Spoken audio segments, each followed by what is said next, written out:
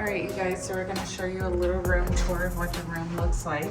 We planned this just last night, so we were only able to get a basic room, but luckily we were able to book a basic room with a view. So for those of you that are looking to stay here, this is what one of the regular guest rooms look like with a city view. Nice shower. The bathroom.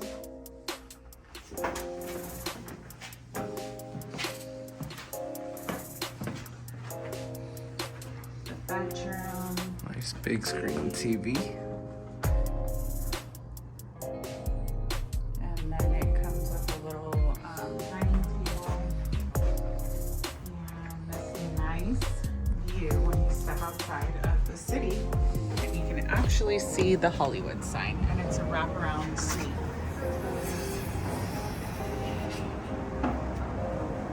So if you look right about there, that's the Hollywood sign. So it's a cute room. Last minute booking, it's not so bad.